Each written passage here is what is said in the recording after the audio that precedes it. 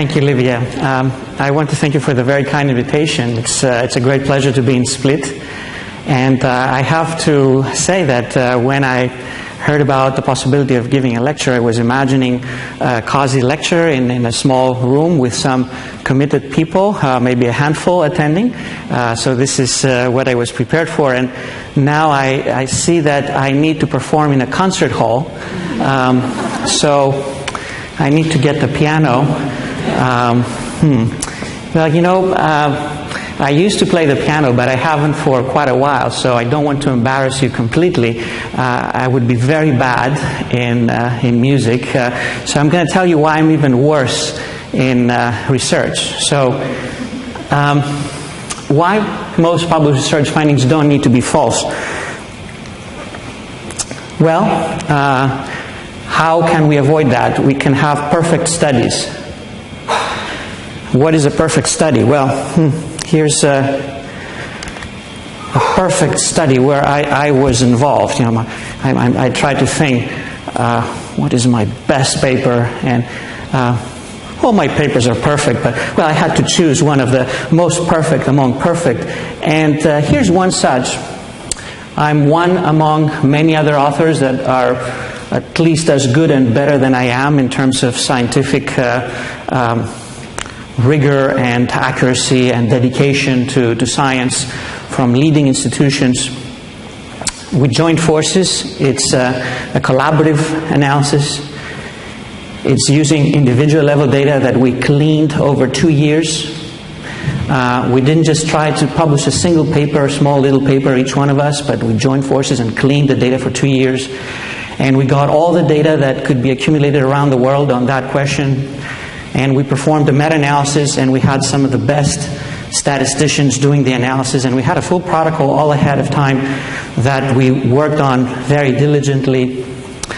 And it went through peer review, very thorough peer review. Everything was perfect, and this is what we found. UCHL1 is a Parkinson's disease susceptibility gene. And this is 2 years later. This is another team of equally great scientists publishing in the very same journal, which is the top journal in the field of neurology where that theme is pertinent to.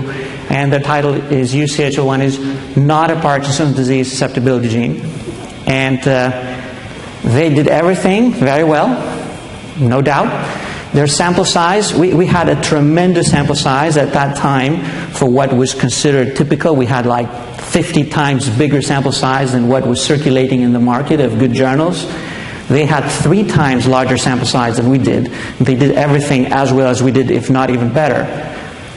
So then comes another team that puts our effort and their effort together along with more data, and they publish a meta-analysis of multiple studies, and they say that, well, the original observation was correct. And then we say this is not the end of the day. We want a more conclusive answer, and we decide to perform a study that is 10 times larger than the one that we had published, and then we find that we were completely wrong. So this took many years, and everybody did their best. I don't think that anyone cheated. I don't think that anyone really wanted to get things wrong. I don't think that anyone really wanted to create a mess. Everybody did their best. They put a lot of effort, a lot of resources, a lot of money to try to do that correct. And this is what was the outcome. Here's another field. At Stanford, I hold the Renberg Chair, which is the chair in disease prevention. So I'm interested in trying to avoid disease rather than wait for someone to be close to death, try to do things early. So what can you do early? I'm in the Mediterranean, I'm of Greek origin, I'm preaching to the converted, I'm telling you that diet is very important for our health, and you know, this wonderful Mediterranean diet is a pleasure to have. So how does diet affect outcomes? Does it affect cancer? So let's open a popular cookbook. Why would we do that? Well, this is a systematic cookbook review that we did. literally cookbook, because instead of going first to the scientific literature, we went to the Boston cookbook. Boston has the strongest tradition in nutritional epidemiology, so instead of looking at their scientific literature, we looked at the Boston cookbook, which has been edited since the 19th century with recipes on how to cook, all types of recipes. And we randomly checked 50 ingredients, randomly selected pages, then randomly selected ingredients from these recipe pages, and we then went back to the scientific literature to find out how many of these ingredients have been associated with increased or decreased risk of cancer. Here's the list: veal, salt, pepper, spice, flour, egg, bread, pork butter, tomato. It reads like a poem. 40 of the 50 ingredients have been associated with increased cancer risk, decreased cancer risk, usually both increased and decreased cancer risk. And how about the other 10? Well, the other 10 actually we didn't capture because of our systematic search approach that used the name of the ingredient. But if we had broadened that, so for example, for vanilla, we searched for vanilla and cancer or neoplasia or malignancy. If we had searched with vanillin, which is the biochemical ingredient, we would have found studies also for vanillin, vanilla, and for the remaining of the 10 that we didn't find any studies. So every nutrient has been associated with cancer risk, more or less, and this is how it looks like on the top.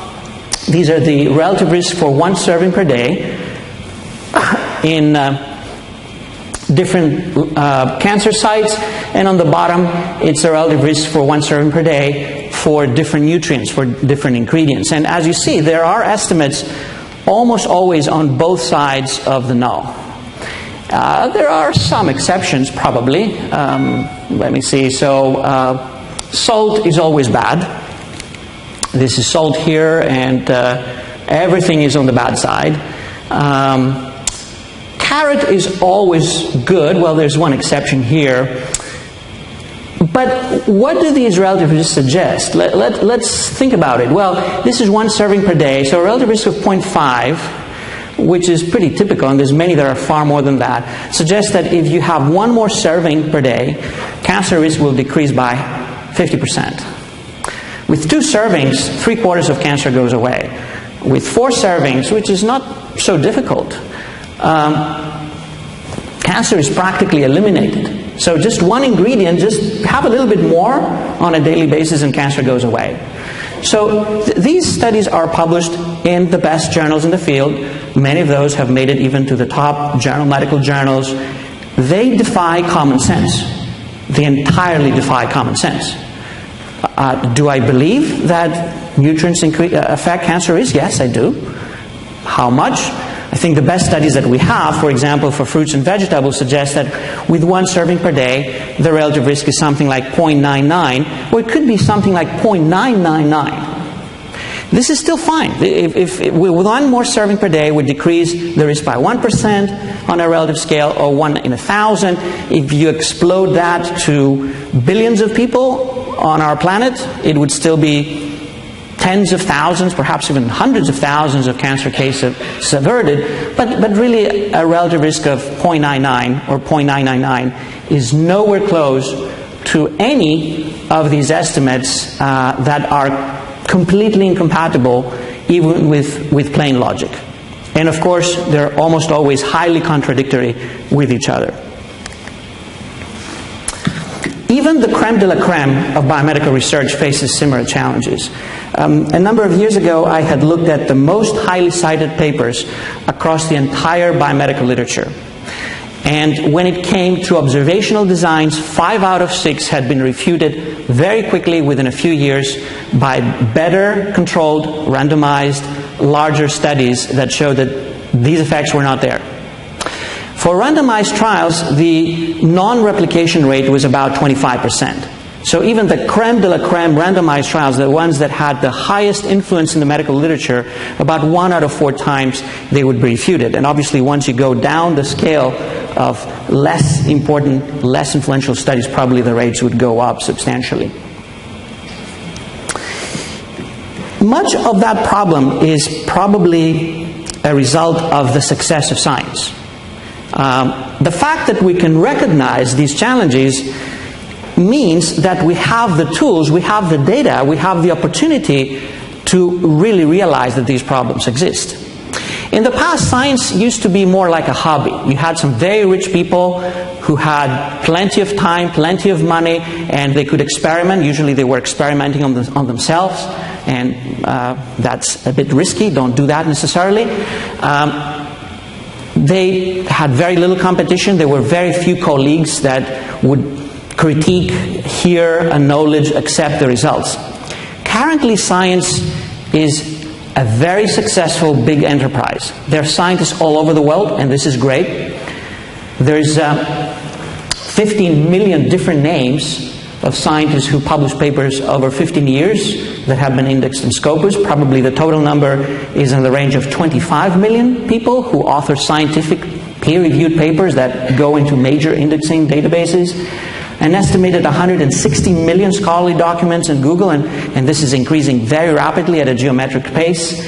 And any paper now can include up to millions of papers of the old times. If you have a genomic analysis, for example, or some big data analysis, you're reporting some numbers, but actually the amount of data that could have been reported, they could have filled out millions of papers of the past that just had a single chi-square with a 2x2 table, and that was it. So this is a success story, but at the same time it means that we have all the problems that come out of growth, and also we have data that we can detect the problems that accompany that growth. This is a map of 20 million papers for the last 15 years that my colleague Kevin Boyack at SciTech has created. Different colors pertain to different fields, and you can think of that as a universe with multiple galaxies.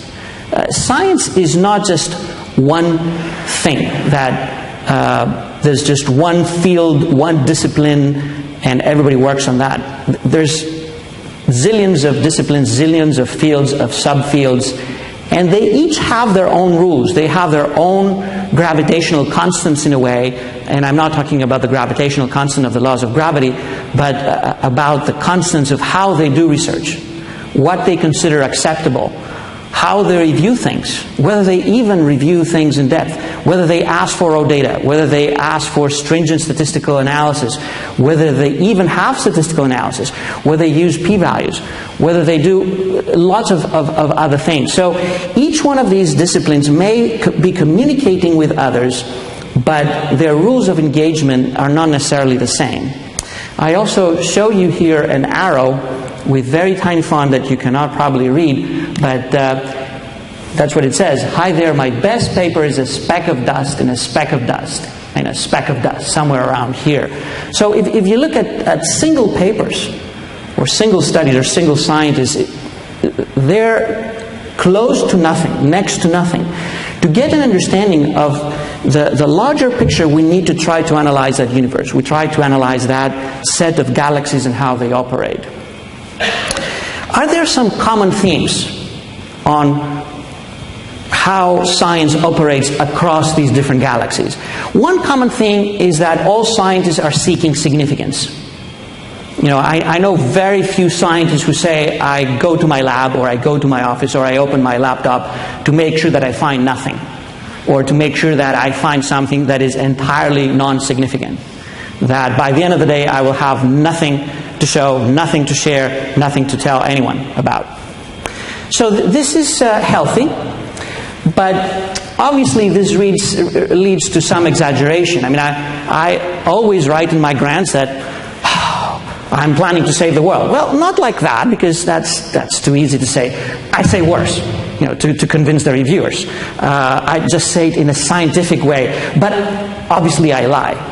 Because I know that none of my grants has saved the world, and what is the likelihood that this next one will do that? But that's what I have to say. I cannot just say that my chances of success are 1 in a million, or my chances of success are 1 in 1,000, because this is really the reality. I mean, what are the chances that my new grant proposal will make me the new Einstein or the new Leonardo da Vinci? You know, not that high. You know, probably even less than 1 in a million. The result is that everything that gets reported under that pressure to show significance is indeed significant. Recently, we analyzed the entire biomedical literature since 1990. And whenever you see a p-value used in abstracts, 96% of the time, these abstracts claim statistically significant results. If you look at the full text of articles, whenever p-values are used, 96% of the full text, and we looked at about 1 million papers that we had full text available, they claim statistically significant results.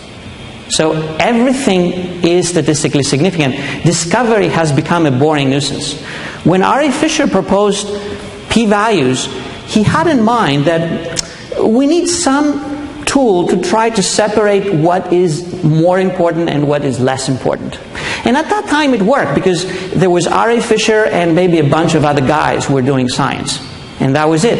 And they could do like a few experiments at a time, ask for a few hypotheses to be answered. Now you have millions, billions, trillions of hypotheses being answered every day. And everything that is reported is significant. So this tool has lost its value, its discriminating ability. This is the typical recipe of how research is done across most of these galaxies, and it's at the root of how we could try to think in terms of changing what we do to achieve research that is not false. Usually investigators are solo and siloed. They have to work alone, they have to be competitive, they have to be PIs, they need to convince people that we are the best, there's no one who is as good as us. Sharing with others is not a good idea. Unavoidably, this means that they have to work with small sample sizes. Unavoidably, to get these quote-unquote significant results, they need to cherry-pick one among many hypotheses, the very best. A lot of that is done post hoc. The rules of the game is that you get a p-value slightly less than 0.05. You're happy with that. You claim success. There's even a lot of p-hacking to try to push the p-value down to get below that boundary, or even a little bit of hand-waving, so you get a p-value of 0.052 and you say less than 0.05. That's very close. About 5 to 10% of the papers do that, which is cheating, but it's a little cheating. It's not like killing someone. You just cut a couple of decimal points, like the second decimal point, you make it a little bit different. No registration, no replication, no data sharing. No registration of the ideas ahead of time, so that this allows maximal degrees of freedom to the researcher to just play around and fool oneself with things that come up in that exploration, or these forking paths of analysis, as Andrew Gellman would say. And no replication, because if you spend 4 years in your lab to come up with a significant finding, will you spend another 2 or 3 or 4 years to do another study that most likely will show that that was not indeed so? And then after 8 years you're back to, I did nothing? Or people will think that you did nothing, falsely so. Or would you just move to the next study? Usually people just move to the next study. This is what happens when you have a field that uses this recipe. This is the field of fMRI studies. There's many fields like that. This analysis is using data from 1,800,000 studies, and I'm showing you the number of loci that one can discover. So foci in the brain that light up differentially when people have some disease versus those who do not, when people do some task versus those who don't do that task. So interesting areas in the brain. The only way to find a large number of foci is to perform a very small study. If you perform large studies, the foci go away. Why is that? Because most of these foci are just spurious false positives. But if you do larger and larger studies, and if you do well-done studies, most of these foci disappear, and maybe none of these foci will exist for some of these tasks or diseases. It's not just fMRI. A few years ago, along with many other colleagues, we looked at different areas in neuroscience, trying to see how often we have similar problems. And the common denominator, regardless of whether it was animal studies, cell studies, human studies, observational research, clinical trials, the common denominator was that most of these studies were very small. they suffered from power failure. They didn't have enough power to detect what might have been reasonable effects. And you expect on a theoretical basis that when you have very small studies and you just cherry pick and focus on significant results, you're doomed to have not only false negatives because of small sample size and lack of power, but also lots of false positives. And with even a grain of bias, the rate of false positives would escalate tremendously. This is one field that did decide to perform replications. Genetic epidemiology decided to perform replications not because people thought that that's a good idea to destroy what we have learned or thought to have learned, but because genetic testing became very cheap. So the cost went down more than 1 million-fold. Everybody could test things in very large scale. And not only that, but with very, very little money, we could now screen the entire genome rather than just test one single genetic variant at a time, as used to be the case in the Candida gene era. So we had the luxury of going back and reassessing with very large studies done by collaborative teams with joining of forces of multiple investigators, very well powered, very accurate genotype measurement. What is the fate of the Candida gene era associations that we had published in the thousands and tens of thousands of papers about single, one hypothesis at a time associations of genetic variants and disease? The replication rate was 1.2%. So the paradigm of small study with cherry picking of single or a few hypotheses done by a single team, its performance was 1.2% validation rate. And I believe that many other fields who don't do these types of replications for various reasons, to start with, they're costly, and people say, I'm not going to waste my money to just look at the same question again. I would bet that their success rate would be in the same range if they were to do it. Some fields are trying to do that already. A few years ago, we started seeing a number of investigators working mostly in the industry who started performing reproducibility checks, attempts to replicate original experiments that had been published by the best academic teams in the world. And why would they do that? They would do that because even though I have written against the industry again and again, I acknowledge that when it comes to this reproducibility issue, they are at the front of trying to do it right. And they do care about doing it right because this is the research that they use to try to develop new drugs. So if the lead that they get from the work done in academic institutions is wrong, then they will waste up to $1 billion or more going down a track that has started from a false positive, from a spurious result that is not trustworthy. So the reproducibility checks that they did showed replication rates ranging from 0% to 25%. I have 11 to 25% there, but it's actually worse. And we have seen that now, or similar types of reproducibility across very different fields. We have seen that in neuroscience, as I mentioned, pharmacology, genomics, bioinformatics, stem cell biology, oncology, in vitro testing, chemistry-led discovery, computational biology, pathology, biomarkers, organizational psychology, and any sort of observational research. Probably the most famous is a paper that came out less than 2 years ago in Science, the result of a very large-scale collaboration among 270 psychologists and their teams who tried to reproduce 100 of the most famous papers in the top journals of their field. And they did that explicitly spelling out the exact protocol of how things are going to be tested, in communication with the original author so that they make sure that they do things as closely to the original as possible, with very, very strict attention to detail. And then this is what they got. This is the p-values in the original studies and in the replications. This is the effect sizes in the original studies and the effect sizes in the replications. Depending on how you read the results, you may quote a slightly different percentage, but roughly 2 out of 3 of these top papers in the top impact journals could not be reproduced. And even those that could be reproduced, the effect size was much smaller compared to the effect size that had been described originally.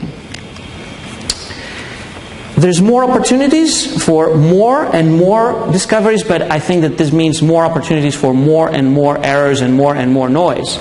And the advent of big data, I think, is compounding and confounding the situation enormously. Most of these data have never been collected with research in mind. Most of those suffer from major errors in measurement. Most of those have major biased missing data patterns. Most of those have been compiled by people who never thought of the accuracy of the research experiment in mind.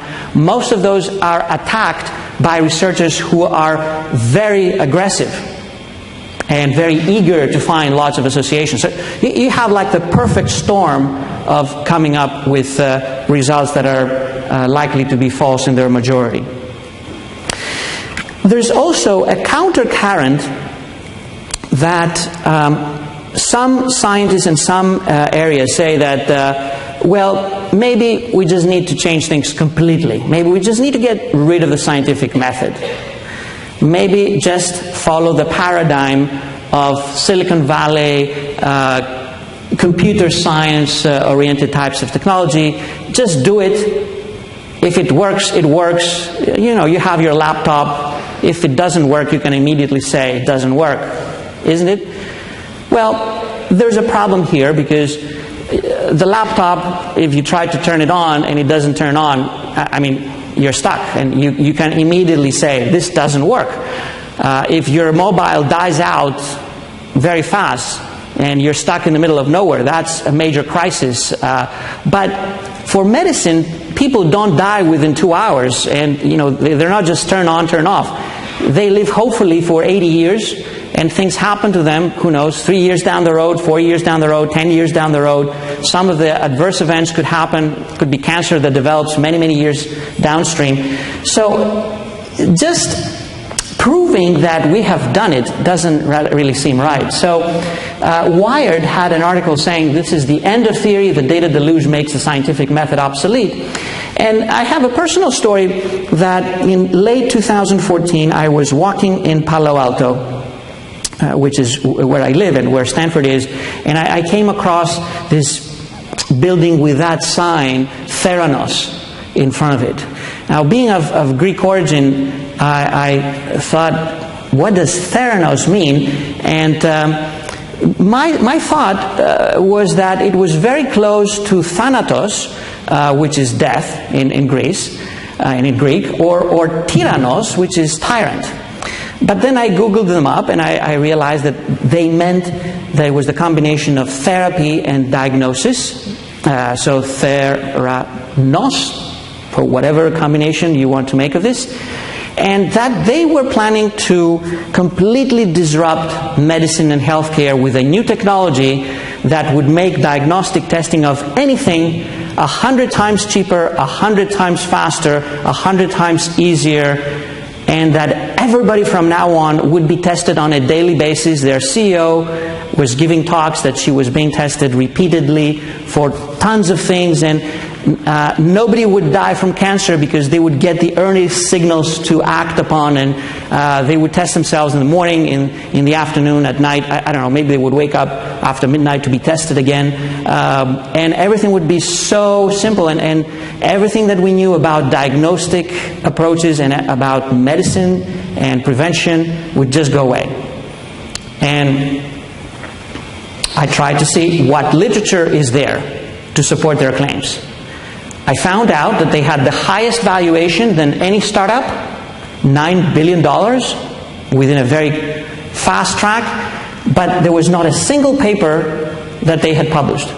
And the CEO was saying that they do that explicitly because they believe that science should not be communicated, should not be transparent, should not be communal, should not be replicated. It should be a trade secret. You just do it, you save the world, and then you're like, the Superman or the Superwoman flying away to save the next galaxy. I didn't feel nice about it, so I wrote a paper in JAMA saying that I don't know about their valuation being $9 billion, but to me it could be $9. And I want transparency. I want to see what is the evidence, how they do that. Is it replicated? Can other people do this? I got tons of pushback that this is a crazy Stanford professor who's asking for too much, and this is not how Silicon Valley works, and how the world changes. And within less than a year, the company collapsed. after a publication by Wall Street Journal, there were FDA checks, there were checks by other federal authorities. They realized that they were fooling people. They were not even using the technology that they were claiming to use. The technology was not working. The error rate that was tested at some point was enormous compared to standard technologies.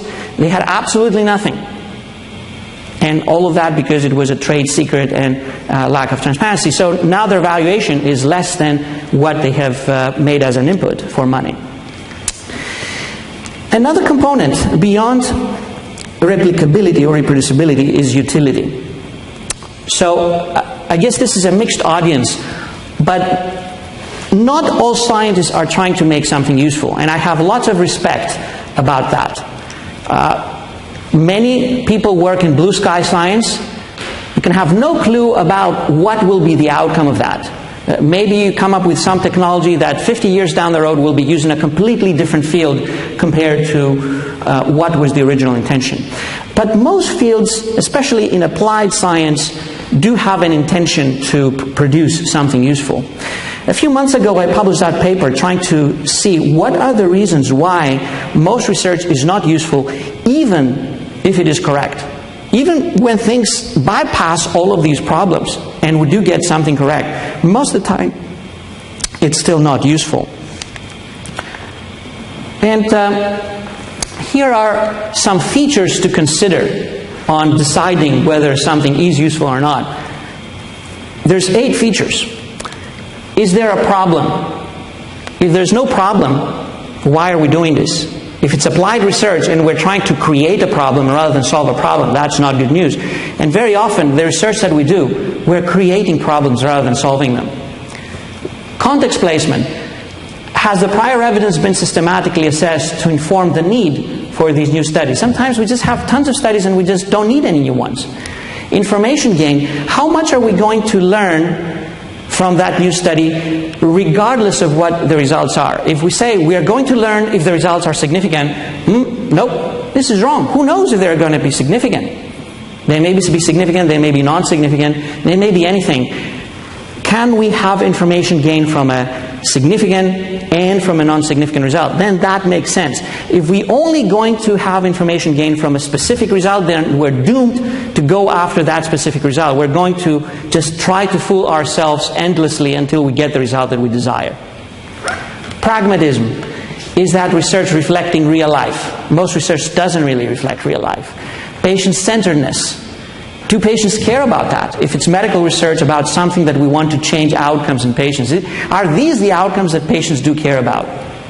Value for money. Very rarely tested. Am I investing all that money, all these resources? Is it worth it? Feasibility. About 30% of randomized trials in surgery just stop because of futility. How much of a guarantee do I have that I can get it done? And finally, transparency, which is most of what I have been discussing until now. Can we protect ourselves from bias? Can we share? Can we be open? Are the methods, the data, and the analysis verifiable and unbiased? If you look across the entire literature, very, very few studies score 3 points out of 8. Even if you say, I'm just going to read New England Journal of Medicine and Lancet and JAMA and BMJ and forget about the rest, most of the studies will not get more than 3 points.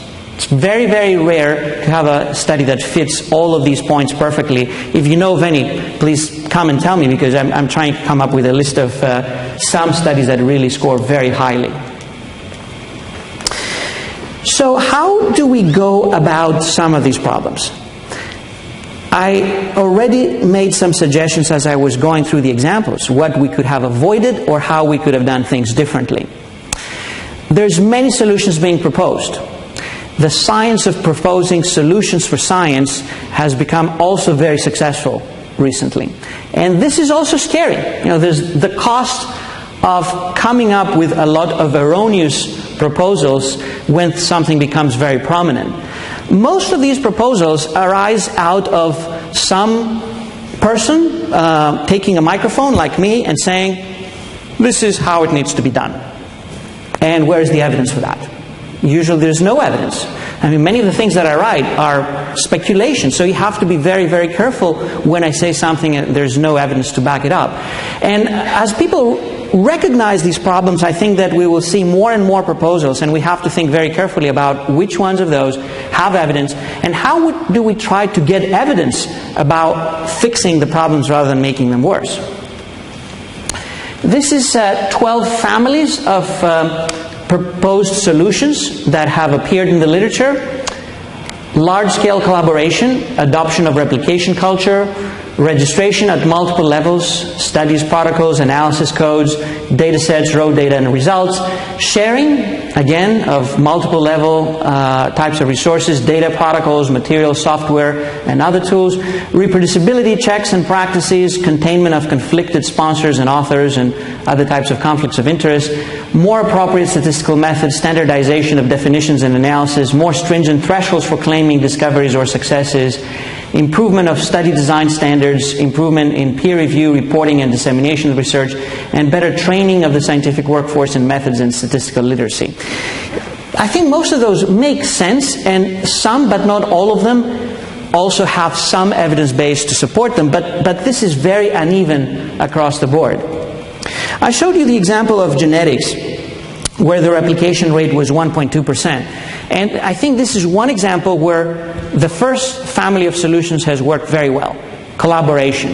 This is a collaborative analysis. These are Manhattan plots trying to find genes that are associated with smoking behavior. Before we run this collaborative joint analysis across all the teams that work on that theme around the world, we thought that we had discovered close to 400 genes that regulate smoking behavior. After we did that, we found 4. And none of those was one of the 400 that we thought that we had found before. And now we're up to 12. So I think this is something that can work. It has worked very well in high-energy physics. It has worked very well in genetics. I think there's other fields that could also benefit from that paradigm. Systematic evaluation is also something that I have been very supportive for a long time, and many other people have been supportive for a long time. I think the challenge that we're facing nowadays is, again, collateral damage from the success of the principle of performing systematic reviews and meta-analysis. This is the exponential growth in the number of systematic reviews and meta-analysis over time. Most of these meta-analyses are not done for a useful purpose. Many of them, for example, are just becoming marketing tools. In the past, if you wanted to market a drug, you would just have an expert take the podium and say, I'm the professor from Stanford, so now you need to do this. And, he's the professor from Stanford, that we will prescribe this drug. This doesn't work any longer that much, because people know, well, we need randomized trials, we need systematic reviews, we need meta-analysis. So what would the sponsors do? They would make sure that lots of meta-analyses are produced to promote the same principles. And, for example, in antidepressants, we found 185 Medline Index meta-analysis published over 6 years. And many of them had industry employees. And with one exception, none of those that had industry employees said anything bad about the drug that was being sponsored. And I'm not sure about that one team that said something that was not so good. Maybe they're not employed by the company any longer. So meta-analysis, even though it is successful, it's so successful that it can easily be subverted. And if you look across the board of the thousands of meta-analyses that are done, the ones that are both decent and clinically useful are this little slice of 3%. There's many that are unpublished, many that are redundant and unnecessary, decent but not useful, misleading genetics of the old era, and flawed beyond repair. So very, very little of that literature eventually can make a real contribution. Registration is another family of ideas that has a lot of traction nowadays. And it can be applied in very different ways. I think the highest level of registration would be open live streaming, which means that every day I tell you in the morning online what are the experiments or the calculations or the analysis that I'm planning to do for the rest of the day. And maybe I also leave you some time to comment that this is a good thing to do or not. And when I finalize that, I run the experiments, I show them to you, and the whole world can see what I do and go for the next step. Now, there's less open registrations than that. So the next level would be registration of the analysis plan, raw data, protocol, so that everyone can see in detail what is the intention, and then also verify that, well, these are the data and this is the code, and I can rerun everything and get exactly what was promised up front. But then there's lower levels of registration. Some people will say, well, if you have the protocol, this is enough. Well, but the protocol usually does not include the analysis plan. So the analysis plan can still have a lot of degrees of freedom, even if you have a protocol in place. There's lots of things that can change in almost imperceptible ways. Registering the data set. In many cases where the data are already collected, it almost makes no sense to say I'm registering a protocol. How would I know that this analysis has not been done already? Maybe it has been done, and now people say, I'm registering it. Well, you did it two months ago. And finally, there's also the level 0. There's blue sky science that I have no clue what I'm doing. And I love this type of work. I love people who do this type of work. They just have this weird idea. They wake up at 3 o'clock in the morning, they run to the lab or to their computer and they start playing out things. They come up with some interesting observations. I just want to hear that's what I did. I didn't have a plan, I didn't have a protocol, I just had this wild idea. It was a wild idea, something interesting came out of it. I need to know so that other people can try to reproduce it and see whether it makes any sense and whether it holds true. Sharing does happen, even though I lament that it doesn't.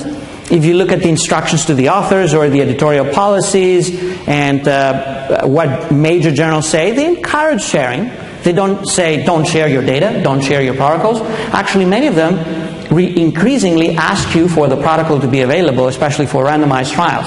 This is looking at the 50 highest impact factor journals and their policies in terms of sharing. If you see color, this is good news. It means that they have policies in place for sharing protocols, data, materials, and so forth. They even make it a prerequisite to publication for many types of research. But the last column, which has very small font, you have to trust me, that shows a lot of zeros. And this is how many out of 10 papers from each of these journals that we actually checked to see if any sharing had happened, if they had adhered to the policies. They did adhere, and usually none of that happened. Occasionally you would hear available upon request, but this is very different than making it readily available. And in another empirical evaluation where we looked at a random sample of the entire biomedical literature from 2000 to 2014, out of 500 papers, about half of them had primary data, and none of them shared everything, and only one of them shared a protocol. So even though there's islands of sharing where this is happening and not just wished for, across the board sharing is still pretty uncommon. So clearly we can do much better there. How, when, who, with what resources, with what timing, with what type of gateway, with what type of review sharing is going to happen, these are still open questions. And each one of the galaxies within that universe of science may decide to have its own rules of engagement on how we can ensure that sharing would happen when sharing is needed. I don't expect a one-size-fits-all, but these are still open questions for most of these galaxies. Sharing, at a minimum, should happen for software and codes. It makes no sense not to share an analysis code, not to share some software that has been used. If I say that software was private and I keep it in my safe, no one is going to trust me. Nevertheless, this is what's happening. People say, I created that software and I used some code and I got these results. How do I know? So about a year ago, we wrote these recommendations for sharing of code, software, and computational methods tools. And we hope to see some progress in that regard. I think many scientists in many fields have been sensitized about the need to make those more widely available. Better statistics, better statistical literacy can go a long way. Each of us usually is trained within a subject matter field. I need to train very well on mitochondria, or I need to train very well in genetic epidemiology, or I need to train very well in some knockout mice for some particular phenotype. This is great, but in a way, any field of modern science requires a lot of statistical expertise. And many fields really require far more statistical expertise than most of the fields, even of the very recent era. How do we achieve that? I think that we need a new paradigm shift. Either train scientists to be competent as statisticians, or make sure that any research that is being done is linked to very competent statisticians, biostatisticians, methodologists who know how to design, analyze, and interpret results with very, very complex statistical tools. These are very dangerous tools. I feel very uneasy using many of them if I have not really used them before. And I can tell you that whenever I try a new method, I am doomed to make mistakes in my early applications and sometimes even in my late applications. So with a flurry of exponential growth of new methods and new tools with very complex statistical background, this can be a huge problem. This is one example again from fMRI studies, a paper in PNAS that looked at some of the most popular statistical techniques that have been used in about 40,000 papers.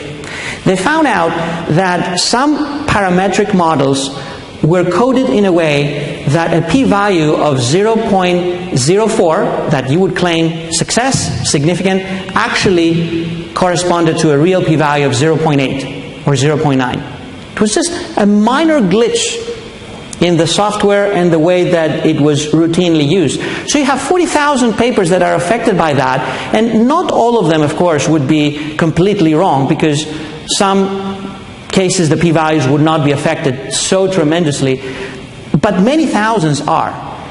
And this is just an issue of knowing how to use a pretty complex statistical technique. This is looking at animal experiments, how often they blind the assessment of outcomes, they report the conflicts of interest, and how often they randomize. So blinding assessment of outcomes and randomization are sine qua non features. For any animal experiment, they should be easy to do, they cost nothing, they save a lot of trouble. They're rarely done. Even in the most recent studies, about 10 to 30% do use these approaches, even though they would have made for a different world in terms of the reproducibility of animal research. Defining analysis and specification of models. This is a cloud of results. These are p-values. These are p-values on the vertical axis, and these are hazard ratios on the horizontal axis.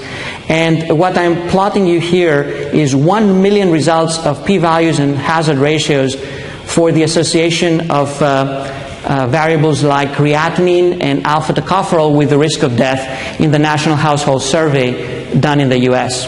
Very simple and straightforward question. If you have high creatinine, do you have a higher risk of death? If you have high or low levels of vitamin E, tocopherol, do you have a higher or lower risk of death? I can address this question in a million different ways, and this is why I show you a million different results.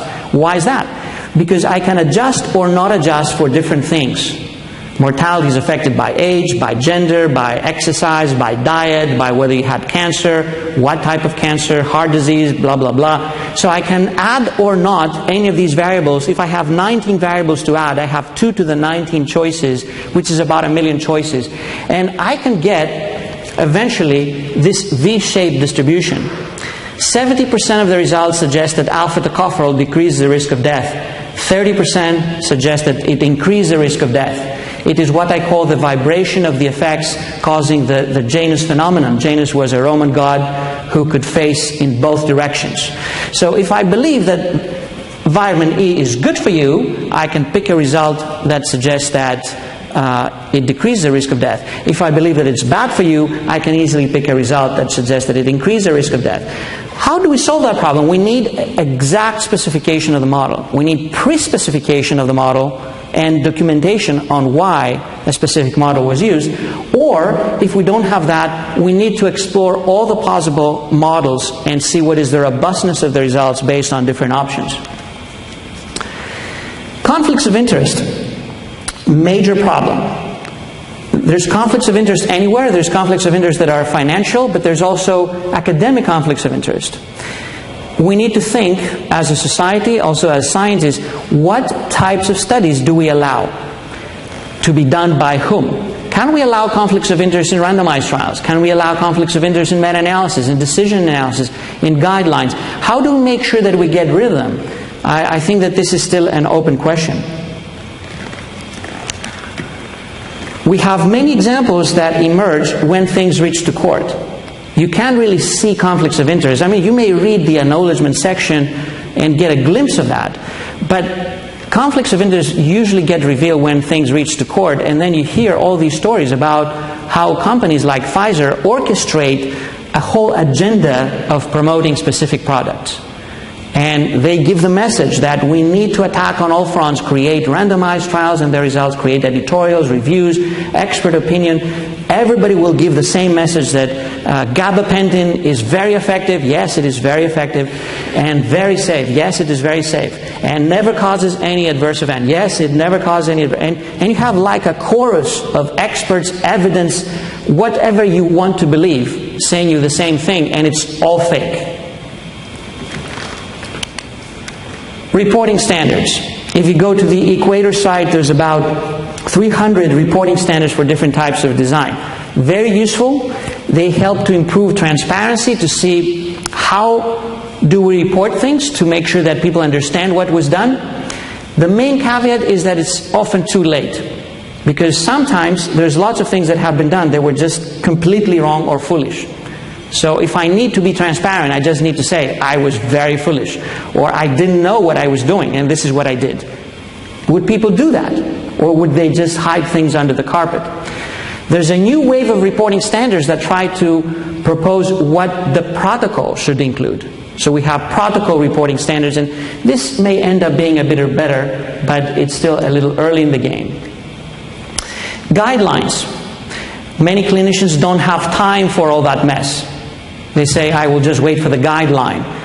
And guidelines, increasingly, we see some guidelines that do a very good job, but many of them still have many of these problems that I described, and many of those compound these problems even further. So here's a paper that we published in BMJ that we have a list of red flags to try to see whether guidelines are affected from. And if there are such red flags, you should be very careful on how you interpret what they say. As I said, for many of the proposed solutions, we don't really know whether they would work or not. We need more research. We need more of what we have coined the term meta-research, research on research, to find out. And this can take many different forms. We need research on methods, on reporting, on reproducibility, on evaluation, and on incentives. And I would say that incentives may be the key eventually for changing the research world. And there's many institutions, many organizations that are trying to do that. They're trying to test out many of these pieces of the puzzle of the scientific method and its implementation and trying to make it better. One of those is our Meta Research Innovation Center at Stanford, or METRICS, where we try to create a connector hub for such activities. Eventually, there's many points in the circle of generating hypotheses to obtaining results that one can intervene. Many threats and many opportunities. There's many stakeholders also who could act. It could be scientists, it could be funders, it could be journals, it could be professional societies, it could be academic institutions, it could be the general public who wants better results and more trustworthy science. And even identifying who should do what can be quite an ordeal at times. But I will close with a couple of slides on incentives. I think to make science more efficient, more credible, more useful, we need to align our incentives with more credible, more efficient, more useful science. Currently, we are rewarding mostly productivity. So if you publish a lot of papers, and if they're at high-impact journals, then you do well. This is okay. I have nothing against productivity, but we need other dimensions. We need to pay more attention to quality. We need to pay attention to reproducibility, to sharing, and to translational impact. And we need to find ways to reward people who fit the full PQRST electrocardiogram of how they do their research, as opposed to just getting more and more papers out there. Who will reward them?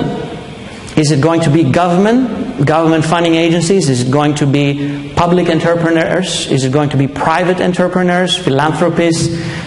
Who will fund what? Even that is not known. We have a current paradigm where clinical research has been completely taken over by the industry. Applied preclinical research is somewhere in the middle, but mostly funded by public funds.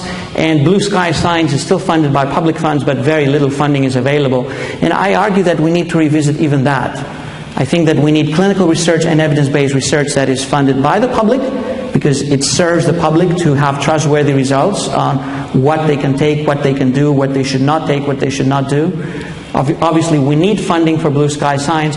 I would argue for preclinical applied research, we need to see more entrepreneurs who really want to invest and they really want to get things to work, because they would know that whatever they produce, it will be tested very rigorously with public funding and with completely unconflicted scientists being involved in the process. As I said, there's many stakeholders. There's all of these players, and not everybody wants to just publish. Some want to publish research, others want to get funding for research, others want to see research work and translate into some useful applications, and some want to make profit.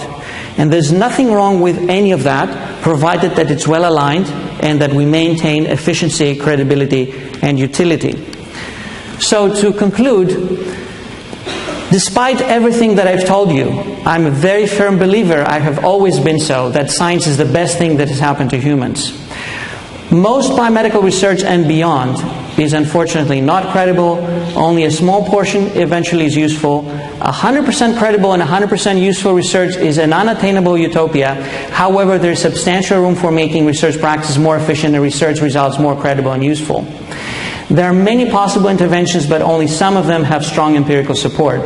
And empirical research or meta-research would be useful not only to assess the prevalence of problems and research practices, but also to assess the effectiveness and the potential harms of interventions that try to improve research. I will leave you with a list of some of my collaborators who have tolerated me over the years and who have really greatly contributed to many of the ideas that I shared with you today and lots of the empirical results that I've tried to show you to convince you. Thank you.